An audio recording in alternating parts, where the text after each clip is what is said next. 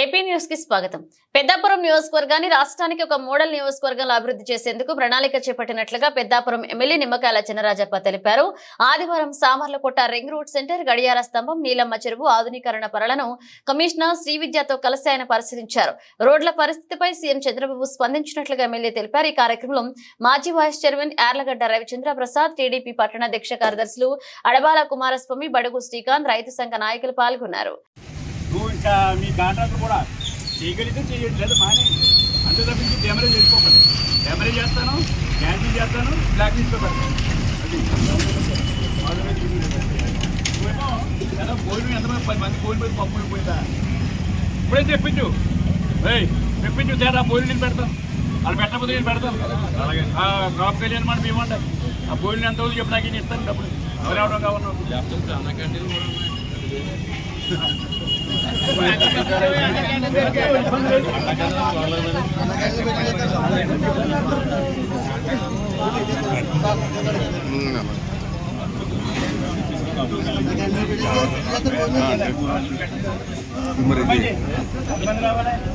ముందు తీసేసి అయ్యా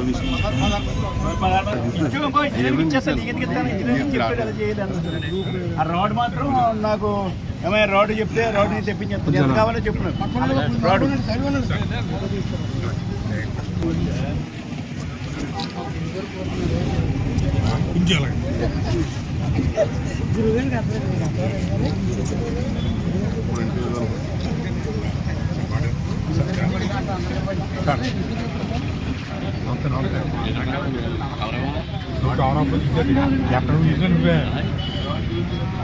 ఈయన దూసేసి నువ్వు వచ్చేది ఈయన వచ్చేస్తున్నాడే ఎక్కడ చూసినా మీరు ఉండట్లేదు.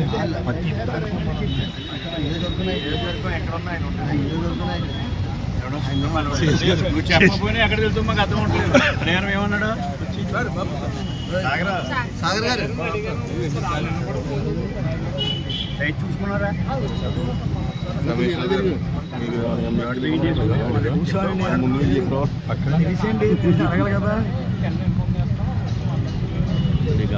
ఇప్పుడు రాడు ఎన్ని అడుగులు కావాలో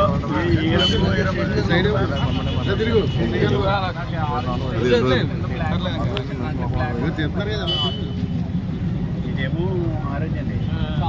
బాగుందని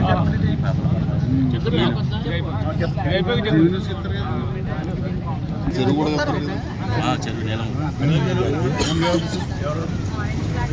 మీడియా వాళ్ళు ఎవరో అయ్యే వాళ్ళు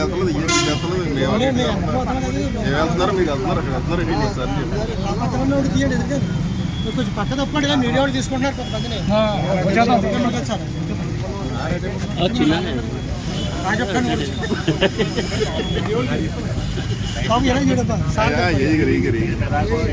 నువ్వు ఫోటోల్లో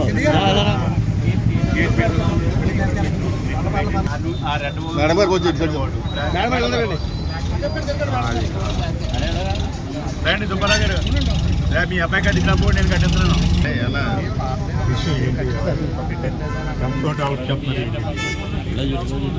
తెలుగుదేశం ప్రభుత్వం, కూటమి ప్రభుత్వం వచ్చిన తర్వాత ఏదైతే పెండింగ్ ఉన్నాయో పనులన్నీ కూడా బయట తీయడం జరిగింది.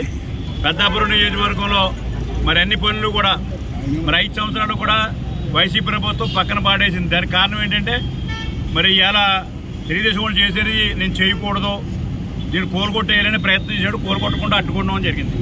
అదే ఇప్పుడు పని మొదలెట్టాలని చెప్పి వేళ ఇంజనీర్ డబ్బులు నిధులు తీసుకురావడం జరిగింది. అలాగే ఇంజనీర్లు అందరూ కూడా తీసుకొచ్చేందుకు చూపెట్టాను.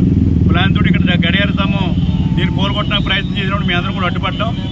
దాన్ని ఇప్పుడు దాన్ని పూర్తి చేయడానికి ఈ పని మొదలెట్టడానికి రెడీగా ఉన్నాం ఇప్పుడు.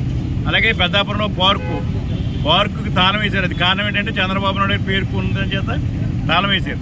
దాన్ని మళ్ళీ ఓపెన్ చేసి మొన్న ఆగస్టు 15 చేత ఓపెన్ చేయడం జరిగింది.